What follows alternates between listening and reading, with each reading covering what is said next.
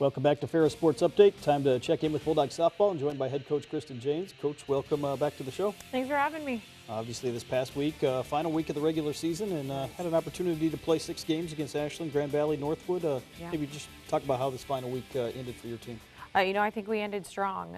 We went to 2-4 in those 6 games, 2 of those being at home, which was great. And I think it set us up well with some good performances heading into the tournament next week. You opened the week on Monday against Ashland, got a split against a very good Ashland team that had been playing well. They've played well all season. Their pitchers throw well. They're a good hitting team, and that was our goal, was to come out and at least get a split with them here at home. And the girls, I thought, did a great job executing what we asked them to. Came back on Thursday, had to go on the road, rivalry games against Grand Valley State, and we'll talk more about them later as you'll see them in the GLIAC Tournament, but 2 very competitive games on the road. Yes, the girls, again, defensively came out well. We pitched it well on Thursday too, and just a couple of runs short. They were both tight ball games.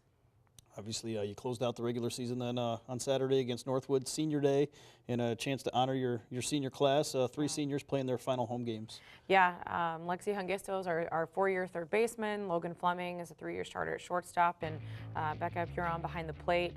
Those girls have done an incredible job, why they've been here, and they're going to be missed, that's for sure. So we go to some of the highlights we'll see in this first game. Really a back-and-forth ball game that ended up going to extra innings. It was. It seemed like when one team would respond, the next would come up and come right back. And this game was really won well by our freshmen. All 4 of them saw action in this game. Caitlin Nugent starting on the mound, and the other 3 all out on defense and at the plate. And we saw some really incredible at-bats by our 3 freshmen in the box. Obviously, your team hit the ball well, 25 total hits on the day, and able to get some runners on base. We did, and a lot of the time we did a great job at capitalizing and moving them around. I mean, we scored quite a few runs between the 2 ball games, which just shows that our offense is often moving, and I know it will continue to do so come the end of the week at the tournament. Maybe talk about your pitching performance. Obviously, you've kind of went to using all three pitchers in every game. We have, that way gives the other team a lot less chance to get a pitcher tied up, see her pitch as well, and it keeps our pitchers nice and fresh as well. That way they're not getting overly tired in one long stretch. We can keep the momentum moving forward. Here in this opening game, we finally got the winning run here in the 9th inning as Caitlin Orm came up with a big hit for you. She did. Kylie Winkles battled, I think, a 12-pitch at-bat, the at-bat before, and really wore the pitcher down, and Caitlin came up, swung at the first good pitch she saw, and a nice line drive right up the middle, and scored the 2 runs we needed to take the ball game. You get an 8-7 win in the opener, and always nice to get the opening game of a doubleheader. Yeah, it's a good momentum. We play a short season, but at the same time it's long, and those doubleheaders take you 4 or 5 hours to get through during the day, and having the momentum from that first game to push it through to the second, I think, is huge. To go to the second game here against Northwood, you mentioned the length. Obviously, this was a long doubleheader with the length of the first game going to 9 innings. It was. I think we totaled about 5 hours, 5.5 hours with the 2 games. So it really is a marathon when you go into extra innings and have to play, more than your normal 14. Maybe talk about the differences here from game 1 to game 2 and what changed here as Northwood was able to come back and get the win. It's funny how one position change, a pitching change, can change things completely. And, again, we hit the ball well, and, we played pretty good defense, just, on the mound not quite as strong. So, but still good promise. And still did some really good things, I think, that we can take with us. Obviously, these games, this doubleheader here, still important in terms of some of the seeding for the conference tournament, even though both teams knew they were going to be in the conference tournament. Yeah, no, on Sunday we did not play, but others did, and the seedings moved around quite a bit based off of those results.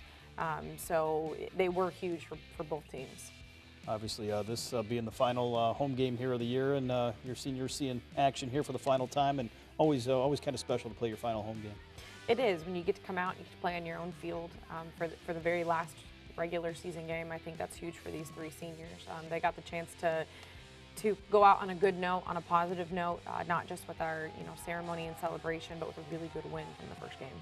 How nice was it maybe to have that ceremony after the doubleheader was complete and a chance really to focus on softball until it was all said and done? No, I think that's the best way to do it. You come in and you get your business done in the first 2 games, and then allow the girls to really relish and cherish the moment of having senior day, celebrating them.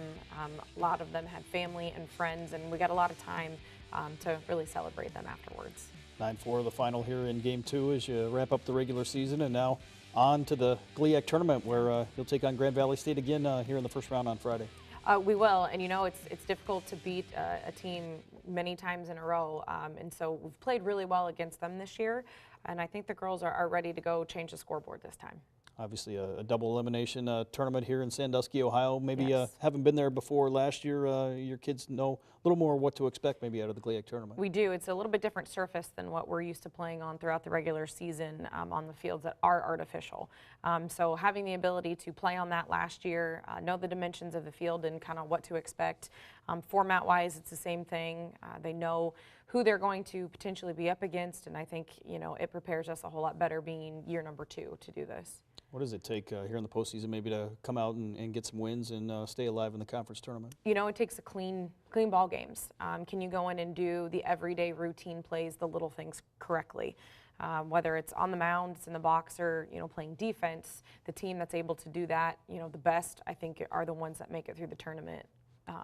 With the best record. Obviously, we've kind of talked about it before. The GLIAC, one of the toughest conferences out there in the country, and certainly any team that comes in capable of really making a run through the conference tournament. They are. Whoever comes in ready to play and stays the most steady is going to take this tournament. Everybody has been extremely competitive within the conference against each other this year, so it truly is anybody's ball game. Maybe talk about the facility at Sports Force Parks. You mentioned the turf and what it's like playing in the conference tournament at that venue. That venue was chosen because it allows us to have 2 artificial surfaces to play on. The weather usually wreaks havoc with our schedule, and we wanted to do the best we could to make sure all of our games get in. So it's right on the bay. You can see Cedar Point from the fields. It's a beautiful park. They do a really good job at catering to what we need, and we're excited to play there again. How much confidence does it give you knowing you've had some success against some of these teams that are in the tournament field? A lot of splits here throughout the year during conference play. I think it's huge. When you go into the conference tournament with wins against somebody, you know that you've beat them before, and I think that takes your confidence level up a notch, and we've gone and we've done very well against all of our opponents. Well, Coach, thanks for being with us, and best of luck as you take on Grand Valley State Friday, 10 a.m. down in Ohio. Thank you. We'll be back with more Ferris Sports Update right after this.